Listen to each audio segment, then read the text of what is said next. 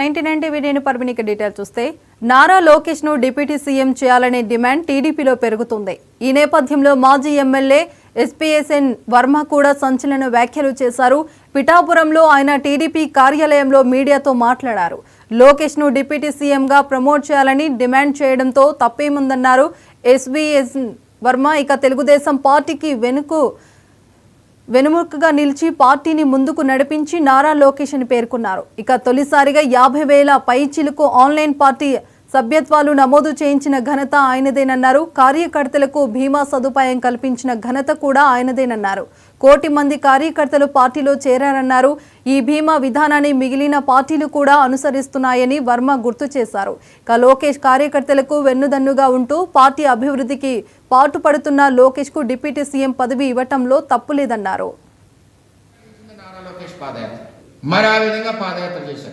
అంటే నారా లోకేష్ గారు deputy CM కావాలని కార్యకర్తలు కోరడానికి కారణాలు ఏంటంటే ఇవన్నీ కార్యకర్తల మనోభావాలు ఉన్నాయి.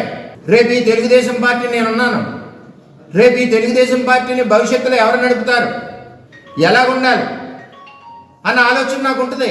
ఎంచేదంటే మేము కరుడు కట్టిన సైనికులం తెలుగుదేశం పార్టీలో.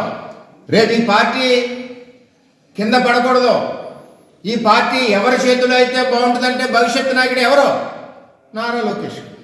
ఆయనకి ఏం ఉట్టినేమోగా ఎవరు కదా పదవులు. ఇంత కష్టం ఉంది నారా లోకేష్ ఈరోజు ఈ స్థాయికి పార్టీని తీసుకొచ్చాడంటే. ఇంత కష్టం ఎవరన్నా ఆలోచిస్తున్నారా? అడిగారంట కదండి, అడుగుతారు. కార్యకర్తలు ఇష్టం, ప్రతి పార్టీలోనే అడుగుతారు. ప్రతి పార్టీలోనే కూడా ఆ పార్టీలో ఉన్న నాయకుడి యొక్క పొజిషన్ కోసం అడుగుతారు కార్యకర్తలు. ఈవేళ తెలుగుదేశం పార్టీలో చర్చ ఎందుకు అవుతుందంటే భవిష్యత్ తరం నాయకుడు ఎవరు, ఈ పార్టీకి ఎవరున్నారు, ఎవరు కష్టపడ్డారు, ఈ పార్టీ పునాదులు బలీగా ఉండడానికి యువగలం పాదయాత్ర ఎవరు చేశారు? పడిపోయిన పార్టీ, ఇంకా రాదనుకున్న పార్టీ.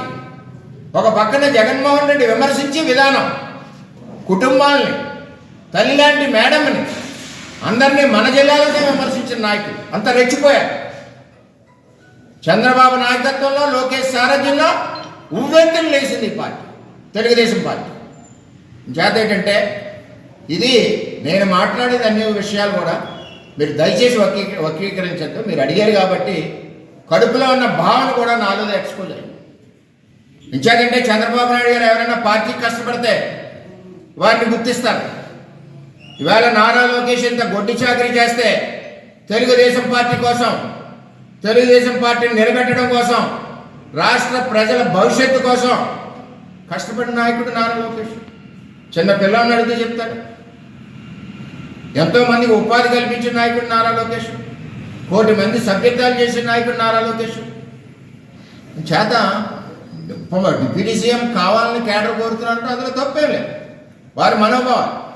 కానీ ఏ పార్టీ అన్నా వచ్చు, కార్యకర్తల మనోభావాలను గౌరవించవలసిన బాధ్యత ఉంది. ముఖ్యంగా అది తెలుగుదేశం పార్టీలో సంస్కృతి. అంచేత వాళ్ళ మనోభావాలు ఎలా ఉన్నాయన్నది ఈ రాష్ట్ర రథసారథి చంద్రబాబు నాయుడు గారికి తెలుసు.